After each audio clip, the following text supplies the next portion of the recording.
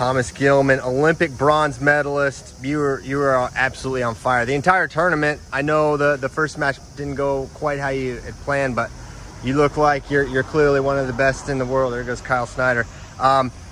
Just talk about how you feel you performed. I feel really good about my performance. I wrestled the best of my ability. I really believe that. I don't think I left anything out on the mat. I was getting my shots, my attacks, my offense, kind of just everything that I wanted to do, I was doing. There's some mistakes, of course. There's some critiques that I have that my coaches have had for me, but at the end of the day, I got a bronze medal. I'm really just pretty psyched about it. You referenced the first round. That was kind of a tough loss there. 45 seconds left. It's kind of where I need to improve the most is those short time goes where I'm ahead by 1 or 2 points. It's just kind of figuring out how to continue to wrestle through those situations and not kind of just try to win, but kind of improve my lead. I got to something mentally to figure out there, but other than that, I feel really good, and I'm right there with the best in the world. Defending 2-time world champion, I took him right to the edge, and that's not something to really be proud of. But I came back. I really proved to the world that I am right there. I am the best in the world. I teched the next guy, and then almost teched the guy for the bronze medal. And those are guys that they're worthy opponents. They're good opponents. And Autry from Iran. We've had 3 close matches in the past. So just to kind of separate myself from the field and just put it all out there, I felt really good about the tournament. Looking at basically the last year before the Olympics, this was a tough one to call. Everyone knows you have the ability to do it. You were world silver before, but you have a couple losses to some Americans in the lead up to trials. You look good, but it's tough. How do you go from where you were in April to this maybe I'll call it improvement, maybe it's not that, but the performance was incredible. Yeah, I think just continuing to just buy into the process, with my new coaches at Penn State, and just believing in them. They got me to be on the team, and then I knew that they could take me to be an Olympic gold medalist, but essentially it was just bronze, but that's okay too. Just trying to find positive things in every day, even in the worst of practices and workouts, finding the positive things in there and just moving on from silly mistakes. I think the biggest difference has been just enjoying the process more. I touched on it before, but I was to the point in my career where I wanted to go win a gold medal in Tokyo here and then be done and call it a career. I was just done with the sport. I was tired of it. And that's not a way to move forward with your job or your occupation or hobby even. So I found a new love for the sport and appreciation for the process of the sport, and I think that's just where I've been. It's just appreciating the little things and trying to get better at the little things. You talked in the mix zone about you said I'll let the cat out of the bag, and you explained your injury. Would you mind just going through that again, when it happened, the process, the medical recommendations, and how you eventually got to this point? Yeah, so it was the first match of the 2-out-of-3 series in the finals there with Vito, and he took me down on the edge and turned me with a lace. Nice series. Then we came back to the middle and he shot right off the whistle. He's going to come hard in that first period and try to rack up the points and kind of coast from there. But I stopped him in that initial shot when we came back to the center, and I posted funny in my foot, and I kind of didn't really feel a pop, but there was this immediate pain, and I just, the first thought I had was, man, I broke my foot, like right there. But you got a job to do. You're out there in the middle of battle, so I just kind of shook it off and just rattled off some push-outs and takedowns and ended up pinning them. And then long story short, get my foot looked at, and they said it was what they call it, Liz Franck injury. And they're like, well, you need the only option is surgery. And I was like, well, that's not an option because I have the Olympic Games in X amount of months. I can't get the surgery and recover and still be able to prepare and have my weight ready and whatever for the Olympic Games. And so I got another recommendation, and they said, no, same thing, surgery. their recommendation, same thing, you need surgery right now. And I'm like, well, it's not an option. You know, you forget who you're talking to. I'm an Olympian, you know, I'm not going to forfeit that chance just because I got a bum wheel. And so, knowing some connections through Coach Kale, I visited a guy out in California, and he didn't really work on my foot so much per se, but opened up some energy pathways in my body and kind of helped me acknowledge some mental and emotional and spiritual issues that I've been having, and kind of helped me heal myself in a way. You know, not necessarily healing my foot, but opening up energy pathways through my body so my foot can heal properly. And, you know, is it healed 100%? I mean, I don't know. It felt pretty freaking good. You know, I was out there able to get a bronze medal. It's feeling pretty good. But I think I just need to take some time now to reevaluate kind of where I'm at and how to move forward and kind of take the lessons that I've learned and really apply them. You know, I mentioned the mix zone, you know, listen to God and listen to my body. So God struck me down and said, listen to me, son. You know, I gave you this body, I loaned it to you to take care of it. And I've done a very bad job at taking care of my body. You know, I eat good, I eat clean, I live a good, clean lifestyle, but as far as training and overtraining and taking, you know, right recovery and stuff, I don't know how good of a job I was doing with that. So I just need to keep taking care of my body, and that's the next step right now, is kind of going back, reevaluating, seeing if there is anything I can do. And if there's not, then we move forward full steam and we just figure out what's next. But if there's something that can be done, then we do that. We got to take care of the body first, because it's just it's here on low, right? Eventually it'll come and it'll go back to the maker. So just take care of it while I got it. So what inside you needed to be healed, Thomas? What, inside? Yeah. I don't know. That's a really good question. I think it was just a mix of a lot of different things. I think timing was one of them. I think that I really don't know. It's just I just remember I was sitting there with this guy, the guy that was helping me, and we were talking about some things, and it had nothing to do with my foot. And then things just kind of hit me like a brick wall, and I was like, wow, this is not a physical injury. It's an emotional injury. It's all this emotional and spiritual baggage I've been carrying around for years that is just tied up in tension in my back and my hips and different things. And it sounds kind of crazy and voodoo, and maybe it is, but I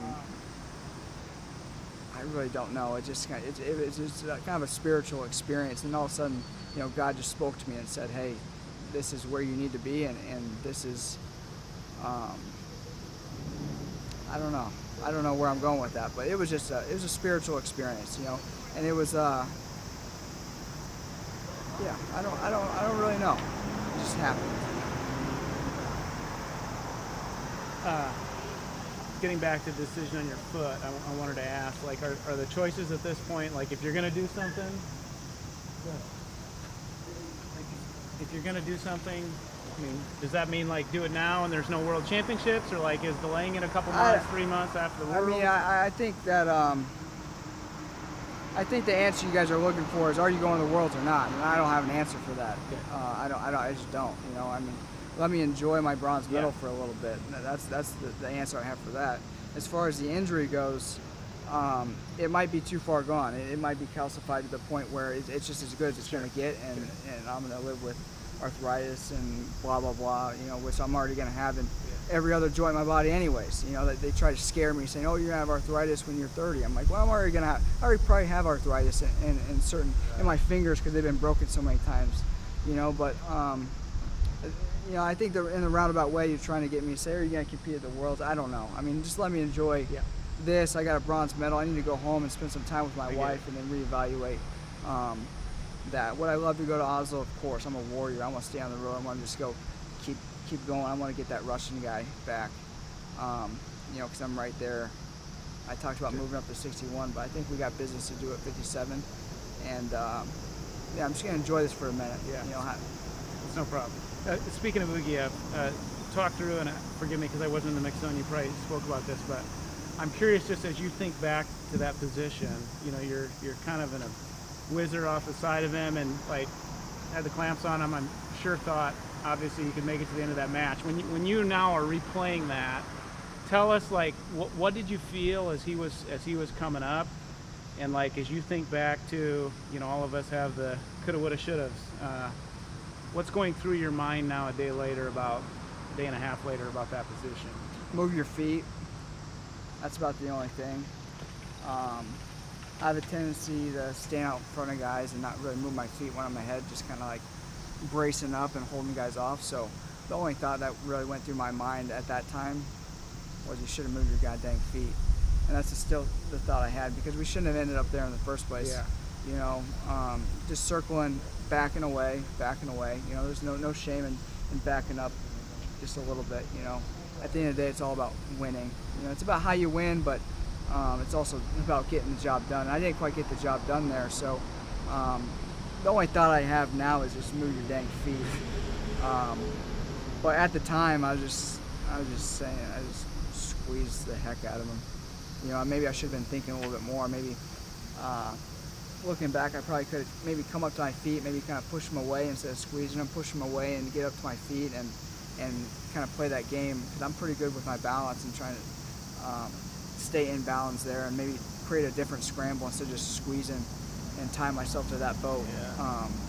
But I know it's not a very normal position, and we're just up there in press row. We're like, what the heck? I mean, have you ever had a guy come back into you like that? yeah, of course. I mean, I've been wrestling for 20 years, and you get in a lot of positions in 20 years, and I've been there before,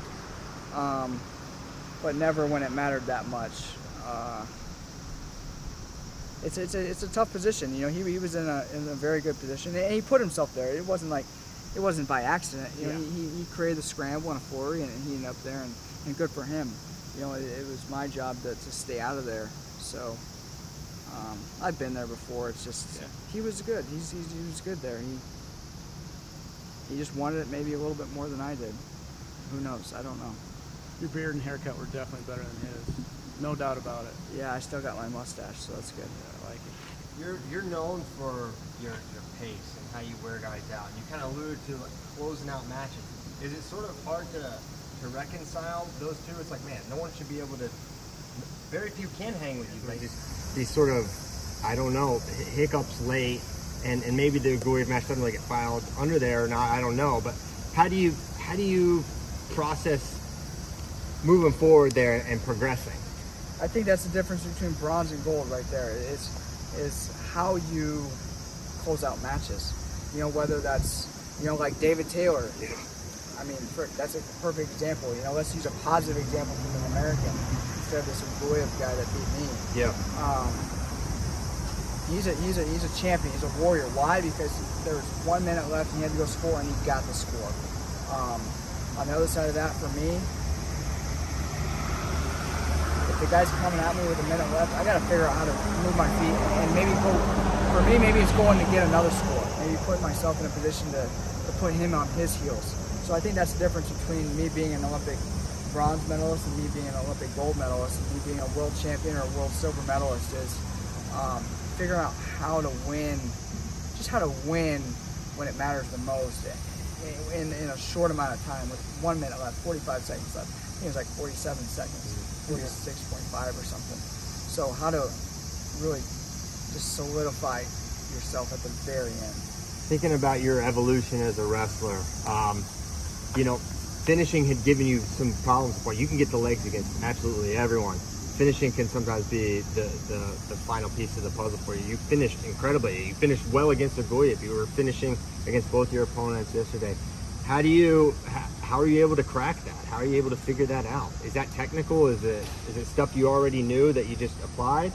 I think it's a little bit of everything. I think some of it's technical, some of it's stuff, you know, I already knew I just needed to apply. Some of it's mental, just like I already knew I just needed to apply it. I remember way back in 2017 after I got silver, Dan Gable told me, if you can finish, actually Tom Brands told me the same thing. Or maybe it was Gable talking about Brands, saying that if you can learn how to finish below the knee, you'll be an Olympic champion. Tom Brands learned how to finish below the knee, and he's an Olympic champion. So I always had that going through my head. If I just finish below the knee, I can be an Olympic champion. I struggled there with Takahashi in those two matches. I struggled there with with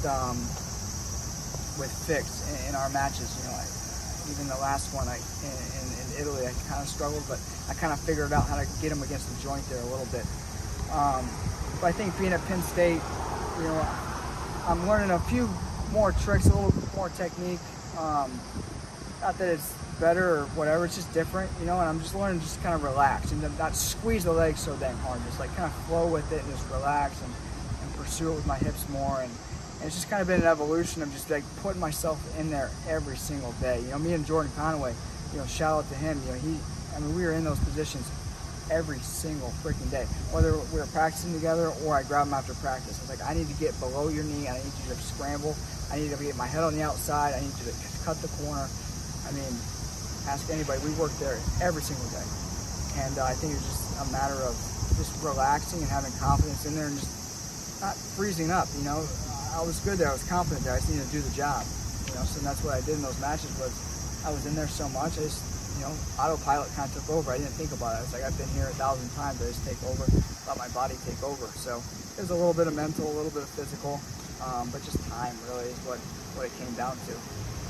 Thomas, you spoke about this a little on your NBC interview yesterday, but pretty wild ride through the last couple of months. You found out you and your wife were going to have a baby. Yeah. You won an Olympic medal. Just talk about how special this time has been for you.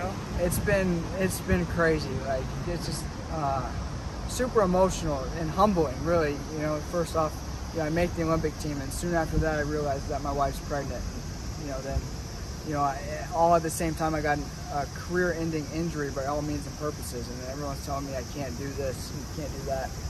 And then I get help to get healed, and then, you know, we found out we're having a baby girl 1 week ago, and then a week later, you know, last night I get a bronze medal in the Olympic Games. It's been a roller coaster, and I just pray for my wife, you know, because I can't imagine how crazy she's going. It's just, it's really amazing. You know, you have all these steps in life, you know, and it's just amazing to see, to go through it. You know, I'm a husband now, you know, I'm soon to be a father, and now I'm an Olympic medalist, and it's something I can really hang my hat on. I don't care what anybody says, I'm gonna hang my hat on that any day of the week, and I'm gonna brag about that to my daughter and our future children. So, and just like the fight that it took and the mental energy that it took to lose that close match to Goyev and come back and battle back and really set myself apart from the field, even though I lost that first match. I think that shows a lot about my heart and my character. I don't care what anybody says. I'm gonna brag about myself for a minute, and you know what? When my daughter grows up, I'm gonna tell her this whole story, how this all panned out. We started one year and a quarter ago. You know, we left Iowa City, Iowa, in a 25-foot U-Haul, and moved into your grandparents' house, and we moved to Penn State, and then, you know, here we are today. It's just, it's been an emotional and crazy journey, and I'm just so grateful and thankful for everybody along the way, and just huge shout out to Penn State Wrestling, Coach Kale and Coach Cody for everything they've done to me, because I was just a nomad. You know, they didn't need to take me in, they did, so I'm very grateful for them, and here we are today. You know, they helped me, and I'm helping them as well. It's a two-way street, and I really love that. Congratulations. Thanks so much, Thomas. Really appreciate your time. Yeah. Enjoy it. Thank you. Enjoy it. Congrats on the baby. Thank you. You're gonna love it. Appreciate it. I know. You said a week